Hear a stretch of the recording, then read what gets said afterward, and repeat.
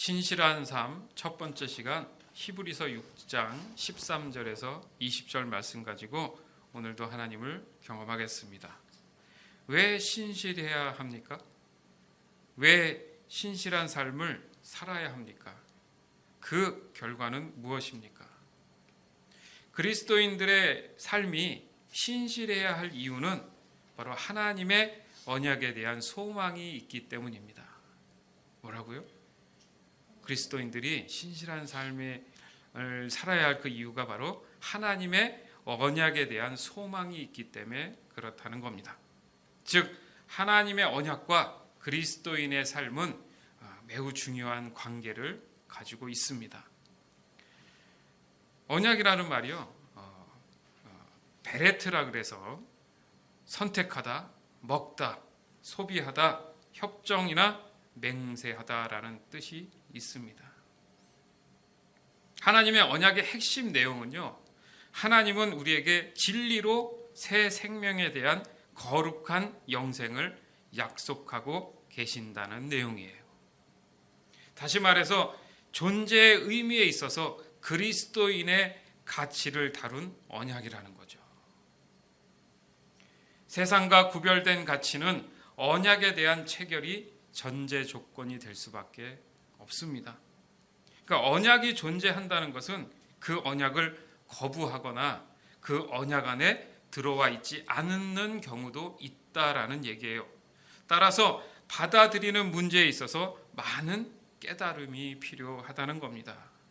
여기서 받아들인다는 것은 우리가 알고 있는 일반적인 계약 체결과 다른 그 조건에 대한 결정 여부를 사람 쪽에서 저울질할 만한 권한이 없다라는 겁니다.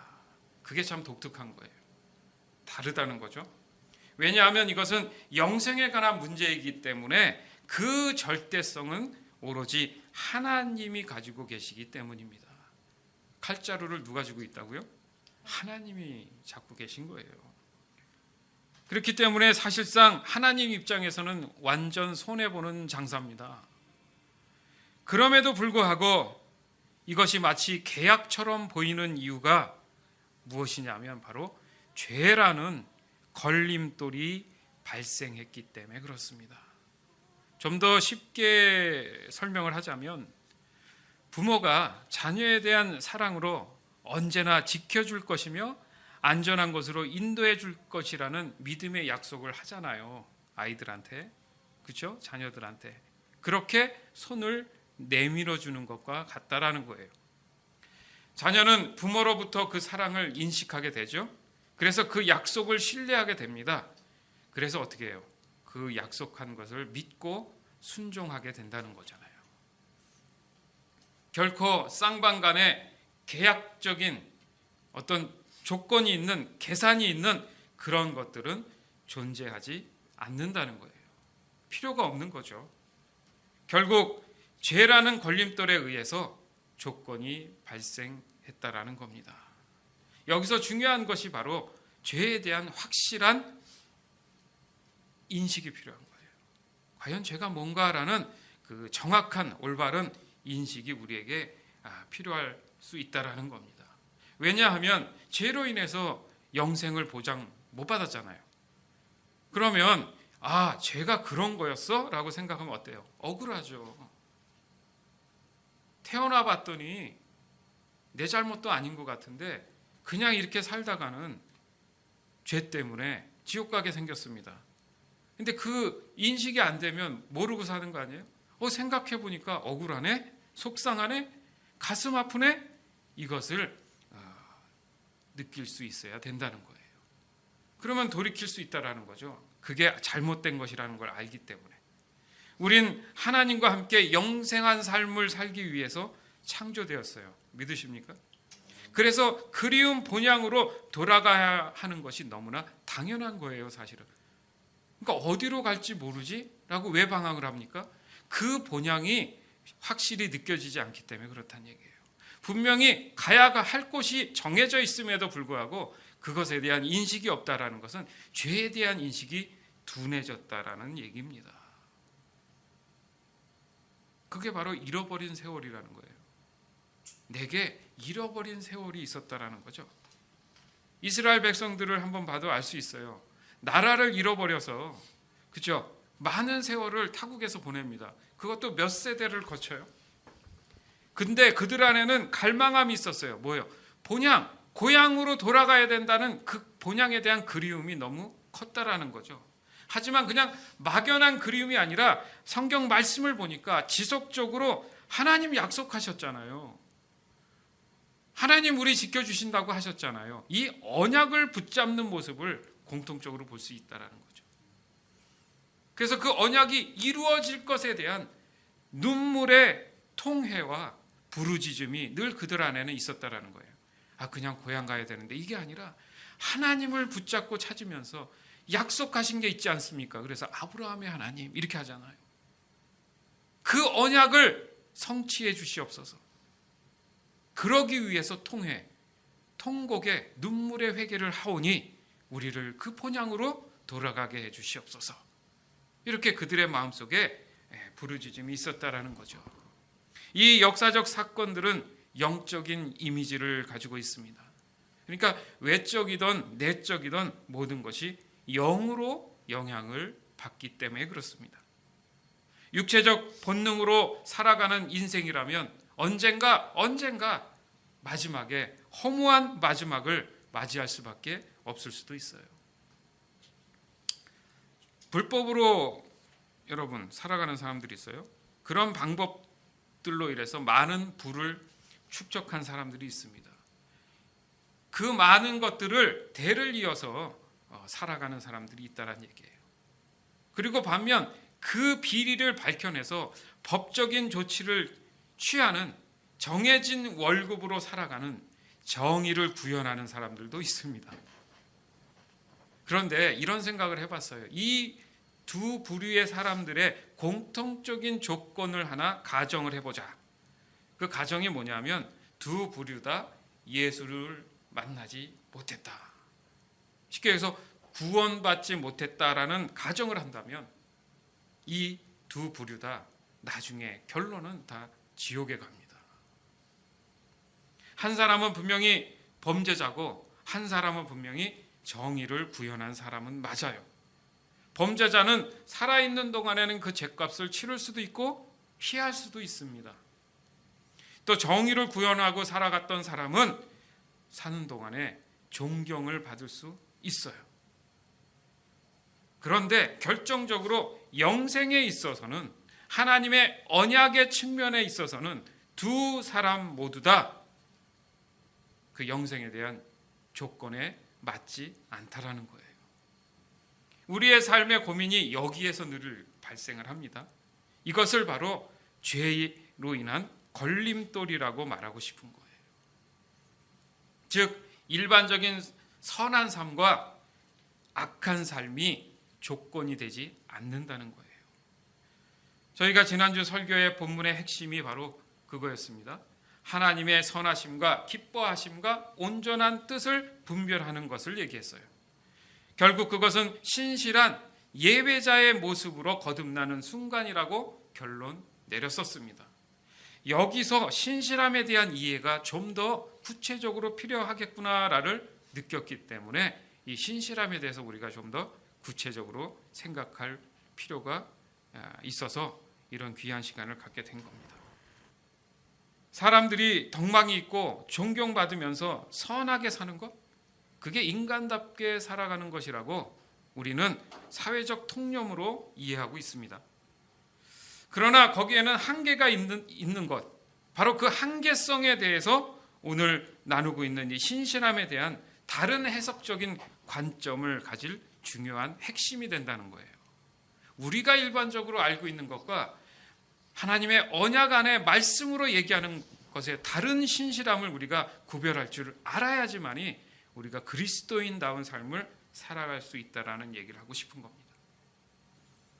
즉 그리스도인이 가지는 가치는 하나님의 언약에 근거한다라는 거예요. 이거 잊지 마셔야 되는 거예요. 그게 하나님 말씀이지 않습니까? 늘 내가 그리스도인이라는 정체성을 얘기하기 위해서는 항상 하나님의 언약에 근거해서 얘기를 해야 된다는 거예요. 그 근거가 이루는 것이 바로 언약의 그 내용들, 바로 우리가 보고 있는 말씀을 통한 그 내용들이 바로 그 언약의 내용들이 되는 것입니다. 따라서 세상에서의 선한 삶을 넘어서서 무한한 하나님의 선하심으로 이어져 가는 그 자연스러움이 바로 신실한 삶의 내용을 여러분들이 갖고 있는 개념에서 점점 바꿔 나가, 그러니까 거듭난 변화된 삶으로 옮겨질 수 있다라는 거예요. 여기서 우리는 그리스도인이 되었을 때 가지게 되는 그 신실한 삶에 대한 이유와 방법들을 설명해야 할 것입니다. 첫째로 신실한 삶은 언약을 따라 살아가는 삶인 것이에요. 신실한 삶은 언약을 따라가는 삶인 것이다. 히브리서 6장 13절에서 15절. 하나님께서는 아브라함에게 약속하셨습니다. 하나님보다 더 위대한 분은 없으므로 하나님께서는 자기 이름으로 그에게 맹세하시며 말씀하셨습니다. 내가 반드시 너에게 복을 주고 내 자손을 번성하게 하겠다. 아브라함은 인내를 가지고 이 약속을 기다렸고 마침내 그 약속을 받았습니다. 아멘. 아브라함은 언약을 따라 살았잖아요. 하나님이 뭘 언약하셨어요? 내가 반드시 너에게 복을 주고 내 자손을 번성케 하겠다. 근데 사람들이요, 이 문장만 딱 띄워가지고 와, 나 잘 먹고 잘 살 수 있대, 이렇게 되면서 점점점 인본주의로 바뀐 거예요. 하나님보다는 본인이 잘 먹고 잘 사는 것에 포커스를 맞추기 시작하다 보니까 그 신실함의 해석이 그 오류가 발생했다는 얘기를 하고 싶은 겁니다. 그걸 다 두 가지 다 분리하자는 얘기가 아니라 더 정확히 그 신실한 삶이 무엇인지를 알면 모든 것이 하나님께서 풍성함을 주신다는, 그것이 바로 오늘 우리가 얘기하고 싶은 핵심인 거예요. 하나님은 하나님의 그 전능하심으로 아브라함을 통한 언약을 통보하셨습니다. 그것은 아브라함의 개인적인 언약을 의미하는 것이 아니에요. 결국 하나님의 신실하심은 지금의 우리까지도 그 언약을 유효하게 만드시기 위한 계획이 있으셨던 것입니다. 그 결과 우리에게 그 언약이신 예수 그리스도를 통해 완벽하게 지키셨던 것이에요. 그러나 언약의 끝은 아직 남아 있습니다. 지금도 우리는 그 언약의 성취를 위한 시간들을 보내고 있는 거예요. 그러니까 한번 예수 믿고 구원받아 아멘 이렇게 했다고 모든 것이 다 언약의 성취가 됐어, 이게 아니라 아직 그 성취를 위해서 우리가 내 믿음과 신실한 삶을 유지하고 있어줘야 된다는 거예요. 나중에 탈이 안 나기 위해서는 오늘 하루하루의 삶이 그렇게 중요하다는 겁니다. 결국 예수님의 초림의 시작으로부터 재림에 이어지는 그 언약의 여정을 통해 우리에게 구원의 기회를 제공하고 계신다는 겁니다. 여러분, 지금도 늦지 않았습니다. 후회하지 말고 자신의 죄를 회개하고 예수 믿고 구원 받으십시오. 회개하십시오. 천국이 가까이 왔습니다. 둘째, 신실한 삶은 내 인생의 마지막을 진지하게 생각하며 하루하루를 진실하게 살아가는 삶을 말하는 것입니다. 디모데후서 4장 1절에서 8절. 나는 하나님과 그리스도 예수 앞에서 그대에게 명령합니다. 예수 그리스도께서는 산자와 죽은 자를 심판하실 분이십니다. 그분은 이 땅에 다시 오셔서 그의 나라를 세우실 것입니다. 언제 어디서나 항상 하나님의 말씀을 전하십시오. 사람들에게 마땅히 해야 할 일을 가르치고 잘못을 바로잡아주며 격려해 주십시오. 끝까지 참고 그들을 잘 가르쳐야 합니다. 사람들이 참된 진리를 들으려고 하지 않고 오히려 자기들을 즐겁게 해주며 마음에 드는 말만 하는 선생들을 찾으려는 때가 올 것입니다. 그들은 진리에 귀 기울이기보다는 거짓된 이야기와 가르침을 따를 것입니다. 그러나 그대는 항상 자신을 돌아보며 고난받는 것을 두려워하지 마십시오. 복음을 전하는 일에 힘쓰며 하나님의 종으로서 해야 할 일을 꿋꿋이 하십시오. 나는 이미 하나님께 내 삶을 바쳤고 이제는 이 땅을 떠날 때가 되었습니다. 나는 선한 싸움을 싸웠고 내가 달려가야 할 길도 끝냈으며 믿음도 지켰습니다. 결국 내게는 의의 면류관이 예비되어 있습니다. 그 면류관은 의의 재판관이신 주님께서 그날에 내게 나뿐만 아니라 주님을 나타나심을 사모하는 모든 사람들에게 상으로 주실 것입니다. 또한 나뿐만 아니라 주님이 다시 오시기를 간절한 마음으로 기다리는 모든 사람에게도 주실 것입니다. 아멘. 언약의 성취의 끝은 결국 내게는 의의 면류관이 예비되어 있습니다. 의의 면류관을 씌우는 그날이 언약의 성취의 날인 거예요. 예수님이 이 땅 가운데에 재림에 오시는 그날이 바로 그날입니다. 그때 내 머리 위에 이 면류관이 씌워지느냐 안 씌워지느냐에 따라서 나는 그 언약의 성취를 위해서 신실하게 살았던 사람에 대한 확인이 된다는 거예요. 언약의 성취가 일어나는 축제의 그날은 바로 믿는 사람 모두가 영원한 하나님 나라에 머무는 날이 될 것입니다. 따라서 내 인생에 있어서 마지막 그 순간만을 위해 하나님이 나에게 할 일들을 주셨다는 거예요. 그것이 나의 신실함의 내용이라는 겁니다. 즉 그리스도인의 신실한 삶의 열매는 죽어가고 있는 영혼들을 향한 믿는 자의 덕을 세우는 것으로서 그들이 복음을 듣고 죄에 대한 인식이 들어와서 그 걸림돌을 치워버려야겠구나 라고 깨닫게 해주는 그 명분을 찾아주는 일을 하는 겁니다. 그러기 위한 나의 신실한 일상은 모든 면에서 흔들림 없이 동일한 모습으로 성실한 태도를 유지할 수 있어야 한다는 거예요. 또한 참 진리에 속하지 않은 그 선함에서 벗어나서 하나님의 선하심 안에 있는 신실한 삶이 무엇인지를 보여줘야 하는 그리스도인들은 죽어가는 그 영혼들을 살리기 위해서 오직 성령으로만 마음을 움직일 수 있다는 것 또한 우리는 명심해야 합니다. 왜냐하면 그리스도인들의 신실함은 성령의 인도하심을 받을 수밖에 없기 때문이에요.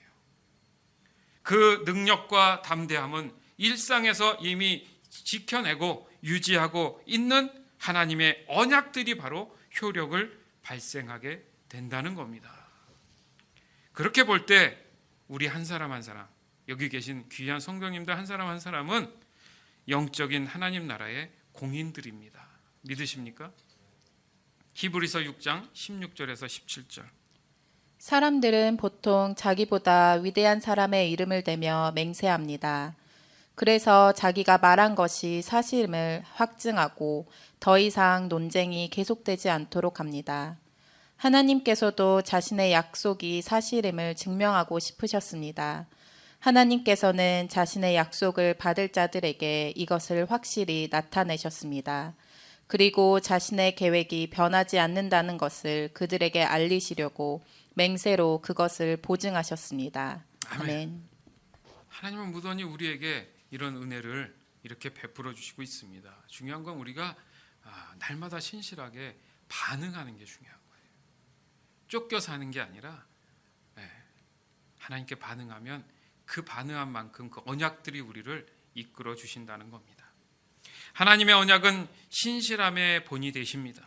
언제나 변함이 없이 그 언약들을 여전히 우리 같은 그리스도인들을 통해서 이루고 계신다는 거예요. 어떻게 하면 하나님의 언약을 믿어 의심하지 않을까? 이것은 늘 신실한 삶을 살아가는 그리스도인들이 가지는 거룩한 부담인 것입니다. 이 부담이 좀 있어야 되는 거예요. 그래야 내 믿음을 놓치지 않아요. 이 부담이 바로 언약의 조건을 해소해주는 절차라는 겁니다. 누누이 강조하지만 하나님의 말씀은 설득하기 위한 것이 아니에요. 하나님 말씀은 사랑의 선포입니다. 그대로 된다는 것을 알려주시는 거예요. 그래서 이 글로 된 이 성경을 가지고서도 하나님을 증명하라고 해도 사실은 전혀 문제가 되지 않습니다.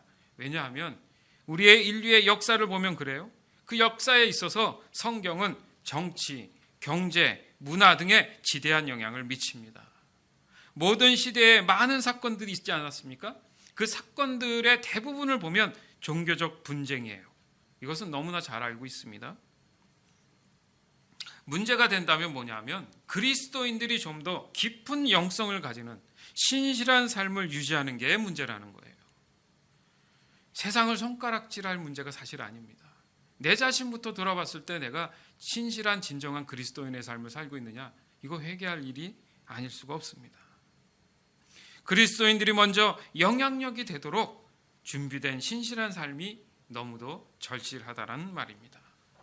사실 우리의 환경은 그리스도인들을 가만두지 않습니다. 그래서 수많은 타협들이 발생을 해요. 이 또한 신실한 삶이 환경으로부터 나를 보호해 준다는 것을 역설적으로 또 얘기하는 부분도 되는 거예요. 따라서 세 번째, 신실한 삶은 언제나 하나님과 동행하는 삶이라는 것입니다. 히브리서 6장 18절에서 20절. 하나님께서는 결코 거짓으로 약속하지 않으시며 거짓 맹세도 하지 않으십니다. 변하지 않는 이 두 사실은 하나님께 피난처를 구하는 우리들에게 용기를 주며 우리가 받은 소망을 붙들 수 있는 힘을 줍니다. 우리가 가진 소망은 영혼의 닷처럼 안전하고 튼튼하여 그 소망을 통해 하늘 지성소의 커튼을 열고 그 안에 들어가게 합니다. 예수님께서 우리보다 앞서 그리고 우리를 위하여 먼저 그곳에 들어가셨습니다. 예수님께서는 멜기세덱의 계통을 따른 영원한 대제사장이 되셨습니다. 아멘. 다시 반복하지만 살아있는 그 기도하는 예배자의 삶, 이걸 말할 수밖에 없어요. 신실함은 거기서부터 시작되기 때문에, 그렇죠? 그래서 하나님과 동행한다는 그 말 자체는 뭐냐면, 오늘 지금 읽었던 말씀처럼 우리가 가진 소망은 영혼의 닷처럼 안전하고 튼튼하여서 그 소망을 통해 하늘 지성소의 커튼을 열고 그 안에 들어가 있기 때문에 가능하다라는 겁니다. 그것은 예수님께서 우리보다 먼저 그리고 우리를 위하여 그곳에 들어가 계시기 때문에 그렇다는 얘기예요. 즉 신실한 하나님과의 동행하는 삶은 늘 하나님의 임재가 머물고 계시는 영적인 지성소에 거하는 삶을 말합니다. 하나님이 함께 있다라는 것은 예배 안에 들어와 있다라는 거예요.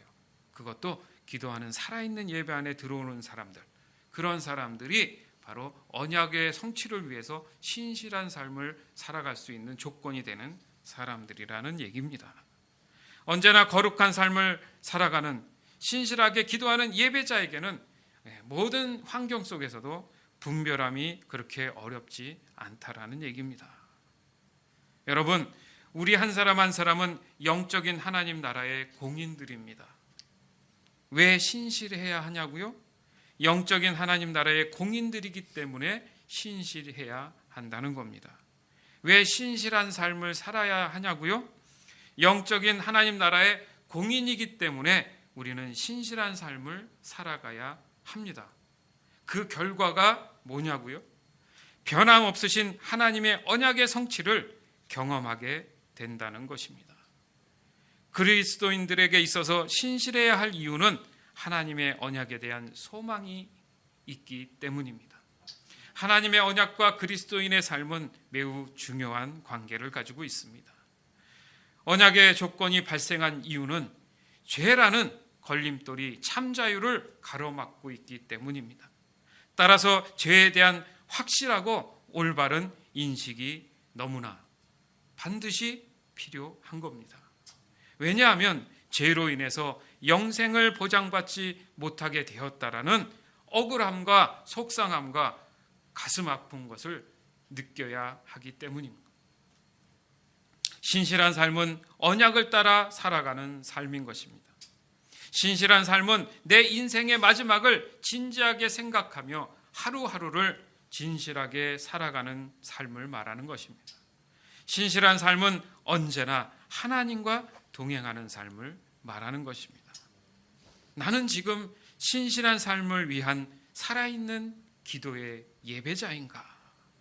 우리를 향하신 하나님의 언약은 현재 진행형입니다. 우리의 신실한 삶은 하나님이 보시기에 지금 이 순간에 한 점 부끄러움 없이 하나님의 선하심과 기뻐하심과 온전하신 뜻을 분별할 수 있는 삶을 살고 있다라는 믿음의 고백을 하는 순간인 것입니다. 그리스도인의 신실한 삶의 열매는 죽어가는 영혼들을 향한 믿는 자의 덕을 세우는 것으로 그들의 죄에 대한 인식이 들어와서 그 걸림돌을 치워버려야 된다는 명분을 찾아주는 일인 것입니다. 그러기 위한 나의 신실한 일상은 모든 면에서 흔들림 없이 동일한 모습으로 성실한 태도를 유지할 수 있어야 하는 것입니다. 참 진리가 아닌 선함에서 벗어나 진정으로 신실한 삶이 무엇인지를 보여줘야 하는 이 그리스도인들은 바로 그들을 오직 성령으로 마음을 움직일 수 있다는 것 또한 명심해야 합니다. 이것이 바로 그리스도인의 정체성을 가지는 그 가치를 말하는 언약 성취의 신실한 삶이 되는 것입니다. 그리고 한 가지 언급하고 싶은 것이 있습니다. 지금 우리의 험난한 이 일상 속에서도 매일의 영적인 전투에 임하고 있는 여러분의 수고에 박수를 보냅니다. 그럼에도 불구하고 공인된 우리의 신실한 삶을 방해하는 것은 바로 상한 감정들에서 오는 지쳐가는 마음들이 있기 때문입니다. 그것이 쌓여서 나타나는 증상이 우울증으로 발전된다는 거예요. 프로프리처의 브랜든 힐게만 목사가 그리스도인이 우울증과 싸울 수 있는 10가지 방법이라는 제목으로 글을 올렸다. 기독교인이 우울증과 싸울 수 있는 10가지 방법. 첫 번째, 기도. 의인이 부르짖음에 여호와께서 들으시고 그들의 모든 환난에서 건지셨도다. 여호와는 마음이 상한 자를 가까이 하시고 충심으로 통회하는 자를 구원하시는도다. 시편 34편 17절에서 18절. 필요하다면 하나님께 소리치라. 당신의 모든 좌절감을 전하라. 멈추지 말라. 그분은 그것을 다루실 수 있다.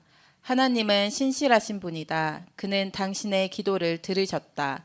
기도를 멈추지 말라. 두 번째, 당신의 정체성을 그리스도 안에서 발견하라. 영접하는 자, 곧 그 이름을 믿는 자들에게는 하나님의 자녀가 되는 권세를 주셨으니 요한복음 1장 12절.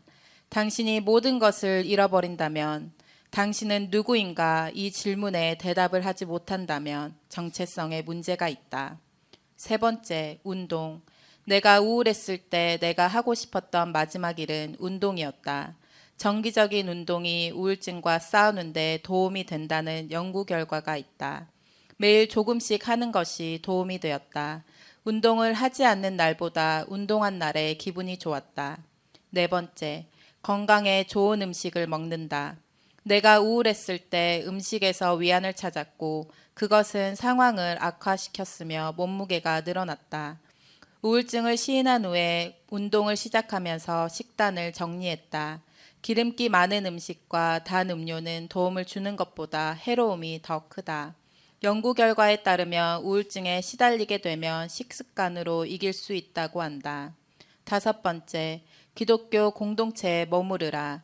서로 돌아보아 사랑과 선행을 격려하며 모이기를 패하는 어떤 사람들의 습관과 같이 하지 말고 오직 권하여 그날의 가까움을 볼수록 더욱 그리하자. 히브리서 10장 24절에서 25절. 교회에서 도망치지 말라. 하나님의 소망은 우리 모두가 지역사회에서 살기 위한 것이다. 기분이 좋지 않을 때에도 침대에서 나와 교회나 소그룹으로 가야 한다.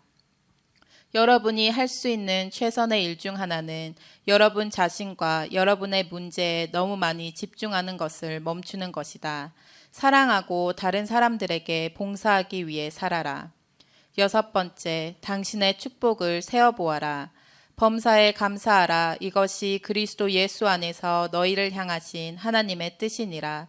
데살로니가전서 5장 18절. 당신은 우울할지 모르지만 그것이 당신이 축복받지 못했다는 것을 의미하지는 않는다. 나는 모든 일에 잘못된 것에 너무 집중해 좋은 일을 모두 놓쳤다. 이것을 깨달았을 때 나는 작은 일에도 불구하고 좋은 일을 하나님께 매일 감사드리는 의식적인 노력을 했다. 일곱 번째, 플러그를 뽑아라. 스마트폰 중독이 문제다. 연구에 따르면 휴대전화 보는 것에 더 많은 시간을 보내는 사람들은 우울증에 걸릴 위험이 더 높다. 당신은 이것을 알지 못할 수도 있지만 스마트폰에는 어딘가에 오프 버튼이 있다. 그것을 사용하는 것이 좋다. 전자제품에서 벗어나라. 세상과의 연결을 끊으라. 소음을 차단하라. 8번째, 휴식. 너희가 일찍이 일어나고 늦게 누우며 수고의 떡을 먹음이 헛되도다. 그러므로 여호와께서 그의 사랑하시는 자에게는 잠을 주시는도다. 시편 127편 2절. 잠자는 시간이 충분하지 않을 때 우울하게 느낄 수 있다. 적절한 수면을 취하지 않으면 문제의 큰 부분을 차지할 수 있다. 나는 잠을 더 많이 잘 수 있다면 기분이 좋아지기 시작했다는 사실을 알게 되었다. 9번째, 인생을 편집하라. 당신의 삶에서 불필요한 의무를 제거하라. 좋은 일일 수도 있지만 너무 많은 좋은 일이 항상 최선의 것은 아니다. 가장 중요한 일에만 시간을 할애하고 인생에서 더 많은 여백을 조성하라. 10번째, 누군가에게 말하기. 그러므로 너희 죄를 서로 고백하며 병이 낫기를 위하여 서로 기도하라. 의인의 강구는 역사하는 힘이 크미니라. 야고보서 5장 16절. 고맙게도 내 감정을 표현할 때 도움이 되는 놀라운 여성과 결혼했다. 우리는 매일 몇 시간 동안 이야기를 나누었다. 그녀는 내가 우울하다는 것을 처음으로 인정할 수 있게 도와주었다. 우울하다라는 말조차 할 수 있는 데는 오랜 시간이 걸렸다. 당신이 옳지 않다는 것을 인정하는 것은 괜찮다. 치유의 길은 자백으로 시작된다.